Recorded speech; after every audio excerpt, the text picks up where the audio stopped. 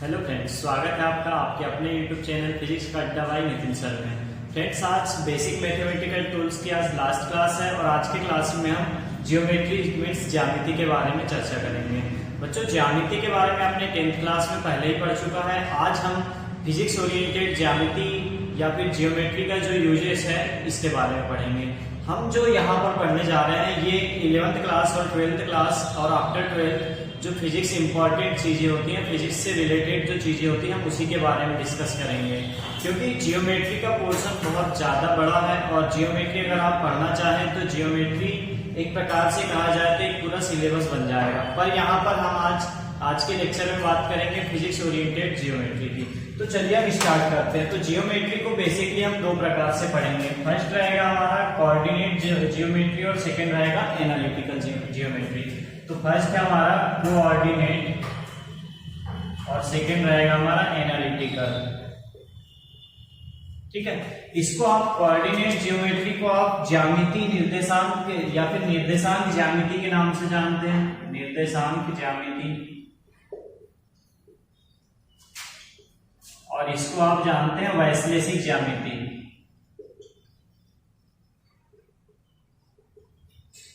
देखिए, मैं आपको बताता हूं कि ये कोऑर्डिनेट ज्यामिति, कोऑर्डिनेट जियोमेट्री या एनालिटिकल जियोमेट्री का आप यूज कैसे करते हैं। देखिए, कोऑर्डिनेट ज्यामिति या कोऑर्डिनेट जियोमेट्री का यूज आप जो निर्देशांक होते हैं, अलग अलग बिंदुओं के निर्देशांक, इस पे यूज करते हैं। ग्राफ पढ़ते हैं, वहां पर आप कोऑर्डिनेट जियोमेट्री का यूज करते हैं। अब बात करें हम एनालिटिकल जियोमेट्री की, तो एनालिटिकल जियोमेट्री का यूज आप थ्योरम में करते हैं। जैसे कि आप पढ़ रहे हैं पाइथागोरस थ्योरम, तो पाइथागोरस थ्योरम में आप पढ़ेंगे एनालिटिकल जियोमेट्री। और अगर आप पढ़ रहे हैं कोई भी कहना चाहिए ग्राफ बना रहे हैं किसी प्रकार से कोई भी दो पॉइंट के बीच का डिस्टेंस ले रहे हैं, तो इसको आप पढ़ेंगे कोऑर्डिनेट ज्यामिति में, कोऑर्डिनेट जियोमेट्री में। और एनालिटिकल जियोमेट्री में अलग अलग प्रकार की थ्योरम पढ़ेंगे। तो चलिए हम अलग अलग प्रकार की geometry, it means coordinate geometry और एनालिटिकल जियोमेट्री, इसको अलग अलग पढ़ते हैं। तो सबसे पहले हम बात करेंगे कोऑर्डिनेट जियोमेट्री की।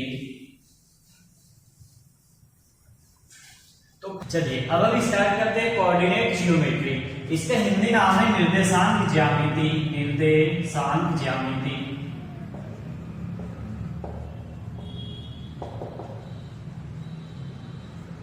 जैसा कि बच्चों नाम में ही दिख रहा है आपको, निर्देशांक ज्यामिति, निर्देश करना, जो अंक निर्देशित करे, जो अंक आपको दिखाए कि हाँ भाई ये पॉइंट इस जगह पर है, इसी को हम कहेंगे कोऑर्डिनेट जियोमेट्री या निर्देशांक ज्यामिति। इसको आप लिख सकते हैं ऐसा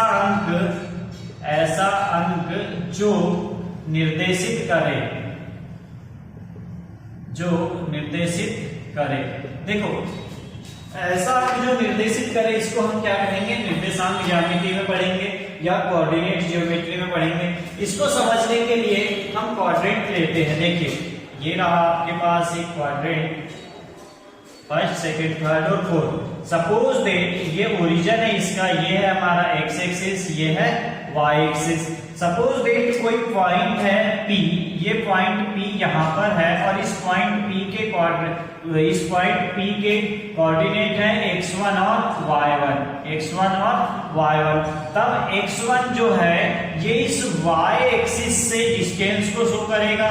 ये देखो, ये x1 शो करेगा और y1 x एक्सिस से डिस्टेंस शो करेगा। ठीक है, तब जाके इस पॉइंट P के क्वाड्रेंट क्या हो जाएंगे, x1 और y1।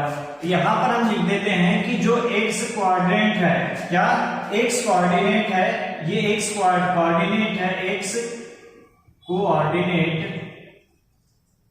ये शो करेगा y एक्सिस से डिस्टेंस।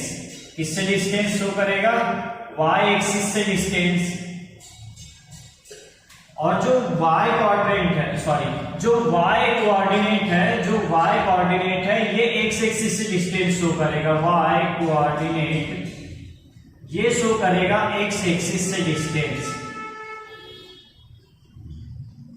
ठीक है मेरे प्यारे बच्चों, तो यहां पर समझने लायक चीज सिर्फ इतनी है कि ये जो पॉइंट P है इसके कोऑर्डिनेट x1 y1 है तो ये क्या शो करेंगे, तो कोऑर्डिनेट x1 इस y एक्सिस से डिस्टेंस को शो करेगा और कोऑर्डिनेट y1 इस x एक्सिस से डिस्टेंस को शो करेगा। देखो x1 यहां से इतना डिस्टेंस शो करेगा और y1 यहां से इतना डिस्टेंस शो करेगा। तो हम यही समझ रहे हैं कि जो कोऑर्डिनेट x1 है ये y एक्सिस से डिस्टेंस को शो करता है और कोऑर्डिनेट y1 x डिस्टेंस से या फिर x एक्सिस से डिस्टेंस को शो करता है। ठीक है, इस प्रकार एक कोऑर्डिनेट जियोमेट्री में आपको पढ़ने लायक सिर्फ यही चीज है कि x1 y1 x coordinate y coordinate किस एक्सिस से डिस्टेंस को शो कर रहे हैं। आप इसका एक स्क्रीनशॉट कर लीजिए या इसको आप लिख लीजिए। इसके बाद हम इसी में कोऑर्डिनेट जियोमेट्री में इक्वेशन समझते हैं कि इक्वेशन क्या होते हैं। चलिए अब हम देखते हैं कि x एक्सिस के पैरेलल अगर कोई लाइन है या y एक्सिस के पैरेलल कोई लाइन है तो उसका इक्वेशन क्या क्या हो सकता है। तो सबसे पहले हम समझते हैं कि x एक्सिस से पैरेलल लाइन का इक्वेशन क्या होगा। ये है आपके पास एक क्वाड्रेंट, ये x एक्सिस, ये y एक्सिस, ये इसका ओरिजिन। सपोज दैट आपके पास इस x एक्सिस से पैरेलल कोई एक लाइन है। देखो ये एक लाइन इस x एक्सिस से पैरेलल है और सपोज दैट यहाँ का कोऑर्डिनेट क्या है, 0y। देखो यहाँ पर x एक्सिस तो 0 है और y एक्सिस ऊपर जा रहा है, तो इसको मानकर चलो इसका कोऑर्डिनेट है 0y। तब इस लाइन का इक्वेशन होगा x इक्वल k। क्या हो जाएगा, x इक्वल k। क्या होगा, x इक्वल k। वैसे ही y एक्सिस के पैरेलल कोई लाइन है इस प्रकार से, तब इसका जो कोऑर्डिनेट है, इसका जो कोऑर्डिनेट है ये हो जाएगा a, या फिर इसको आप x नाम दे दो, x 0। देखो ये y एक्सिस से 0 डिस्टेंस पर है, ये अगर ऊपर जाते हम तब जाके होता है इसका y एक्सिस। अभी y एक्सिस से 0 डिस्टेंस पर है, इसलिए इसका x कोऑर्डिनेट हो जाएगा x और y कोऑर्डिनेट हो जाएगा 0। तब इस लाइन का इक्वेशन हो जाएगा y इक्वल k। क्या हो जाएगा, y इक्वल k। तो देखो कोई भी लाइन अगर x एक्सिस के पैरेलल है तो इसका इक्वेशन हो जाएगा x इक्वल k, और कोई लाइन y एक्सिस के पैरेलल है तो इसका इक्वेशन हो जाएगा y इक्वल k। यहाँ पर k कांस्टेंट है। ठीक है बच्चों, तो चलिए इसको आप इसका भी स्क्रीनशॉट कर लीजिए, इसको समझ लीजिए। हाँ, और दूसरी चीज कि अब जब भी हम कोई भी पॉइंट लेते हैं, सपोज दैट यहाँ पर अगर कोई पॉइंट लिया जाएगा तो इसका y कोऑर्डिनेट 0 रहेगा और x coordinate suppose that a है। वैसे ही यहाँ पर अगर कोई एक पॉइंट लिया जाएगा y एक्सिस में तो इसका x कोऑर्डिनेट 0 रहेगा और y कोऑर्डिनेट कुछ भी रहेगा जो भी यहाँ पर दिया हुआ है। ठीक है, चलिए इसका भी स्क्रीनशॉट कर लीजिए और या फिर इसको लिख लीजिए। इसके बाद हम नेक्स्ट बात करेंगे।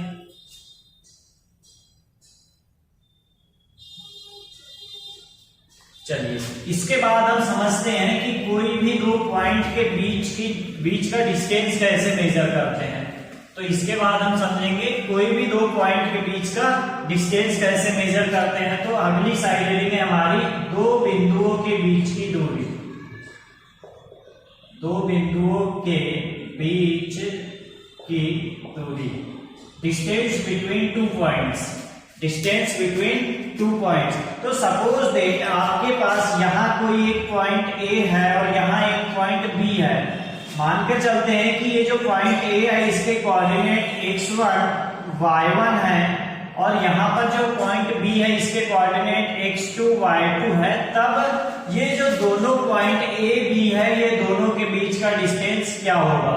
तो ये दोनों के बीच के डिस्टेंस को हम AB से शो करेंगे, दोनों के बीच के डिस्टेंस को AB से शो करेंगे और AB इक्वल होगा under root x1 minus x2 whole square plus y1 minus y2 whole square. ठीक है मेरे प्यारे बच्चों, x1 minus x2 whole square plus y1 minus y2 whole square. कोई भी दो पॉइंट है, पॉइंट A और पॉइंट B, मानकर चलते हैं कि पॉइंट A के कोऑर्डिनेट है x1 y1 और पॉइंट B के कोऑर्डिनेट है x2 y2। तब ये दोनों पॉइंट A और B के बीच का डिस्टेंस होगा under root x1 minus x2 whole square plus y1 minus y2 whole square.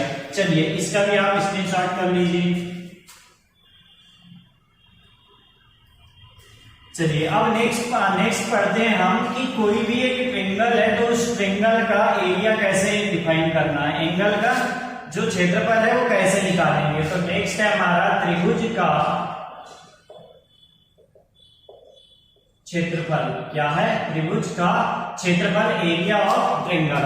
तो मानकर चलते हैं कि ये एक पॉइंट है ए, ये दूसरा पॉइंट है बी, ये तीसरा पॉइंट है सी, और ये तीनों मिलकर एक ट्रायंगल बना रहे हैं। देखिए कुछ इस प्रकार से ये तीनों मिलकर एक ट्रायंगल बना रहे हैं। पॉइंट ए के coordinate suppose that x1 y1 है, पॉइंट बी के कोऑर्डिनेट x2 y2 है, और पॉइंट सी के कोऑर्डिनेट x3 y3 है। ठीक है, देखो पॉइंट ए का कोऑर्डिनेट क्या है x1 y1, पॉइंट बी का x2 y2, पॉइंट सी का x3 y3। तब इस पूरे के पूरे ट्रायंगल का एरिया हो जाएगा आपका एरिया ऑफ ट्रायंगल, तो ये हो जाएगा आपका 1/2 ब्रैकेट में। देखो 1/2 ब्रैकेट में। अब हम बात करें x1 की, तो x1 को लेंगे तो ये हो जाएगा x1।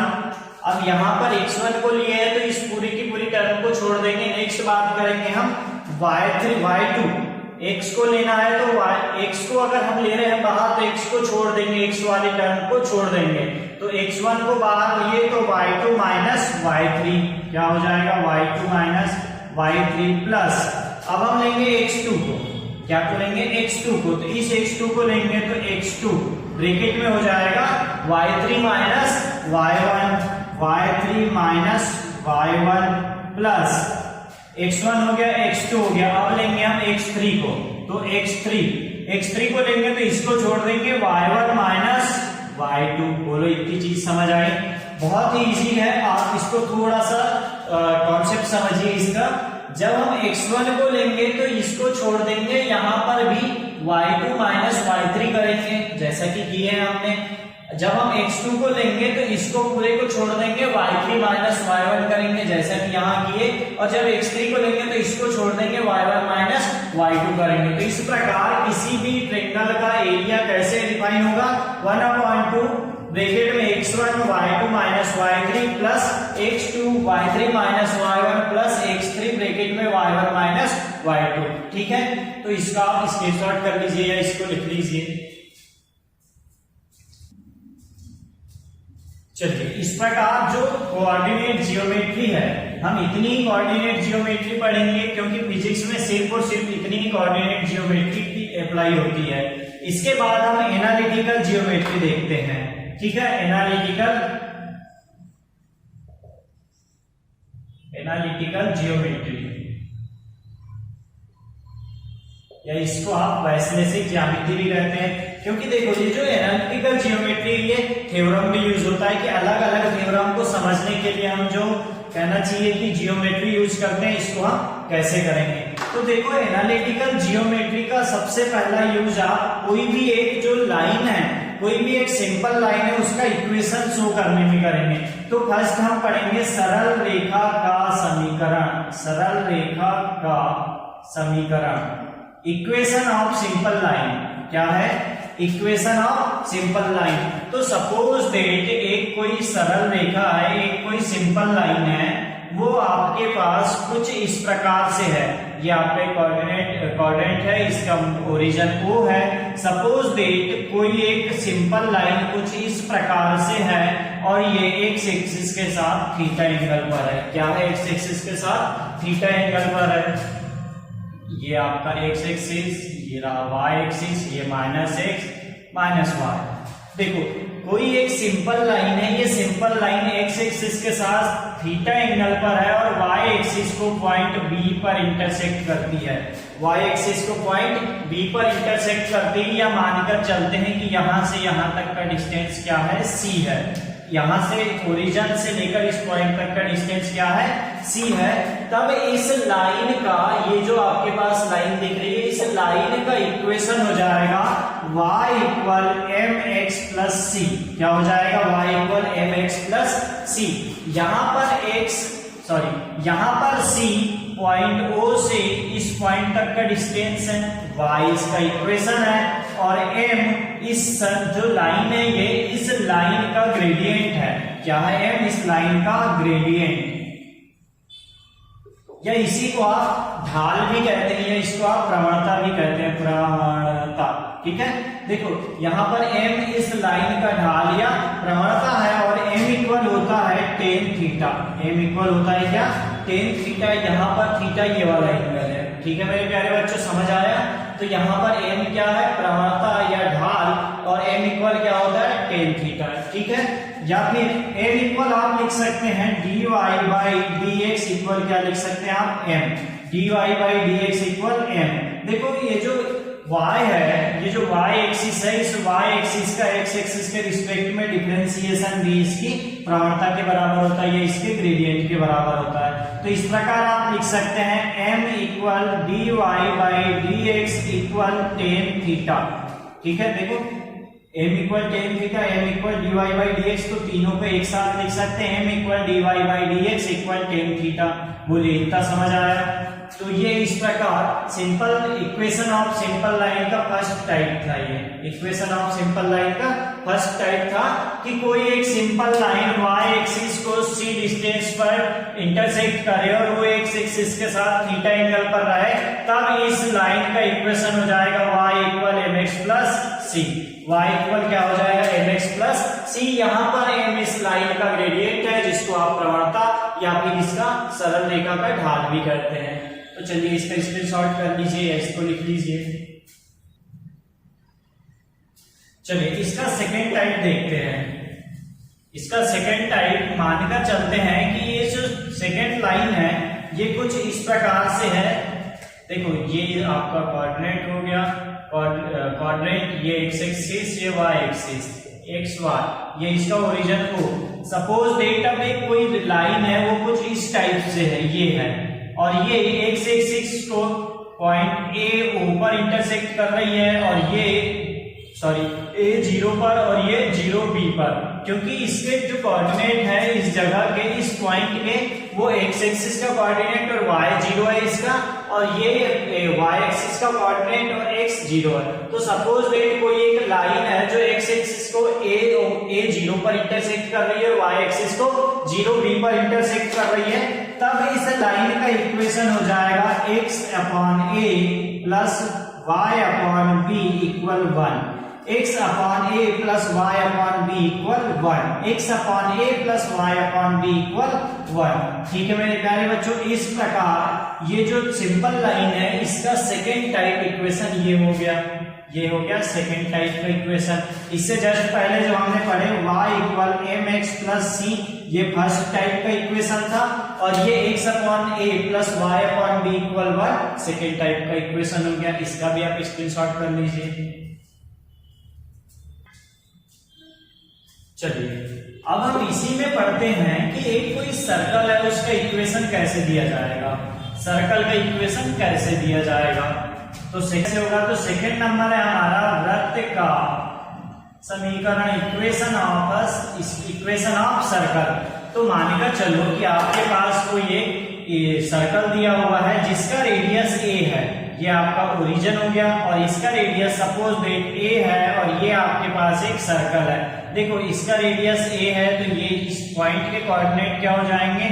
a0। इस पॉइंट के कोऑर्डिनेट क्या हो जाएंगे? 0a। ठीक है, इतना समझ आया?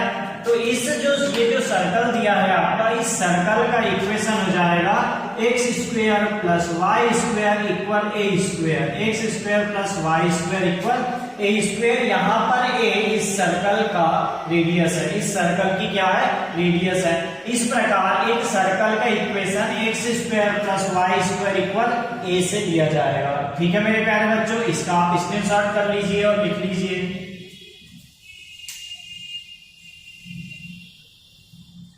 चलिए नेक्स्ट बात करेंगे हम इसी में, जो एनालिटिकल जियोमेट्री, इसी में बात करेंगे हम एक पैराबोला के इक्वेशन की, एक परवलय के इक्वेशन की। तो थर्ड नंबर है परवलय का समीकरण। परवलय का समीकरण क्योंकि देखो जब आप 11th क्लास में प्रक्षेप गति पढ़ेंगे, प्रोजेक्टाइल मोशन पढ़ेंगे, तो उस प्रोजेक्टाइल मोशन में ये जो परवलय है, ये पैराबोला है, इसकी एक इम्पोर्टेंट रोल प्ले करेगा। तो वहां आपको समझने के लिए बहुत ज्यादा इजी हो जाएगा कि एक परवलय का समीकरण कैसे दिया जाता है, एक पैराबोला का इक्वेशन कैसे दिया जाता है।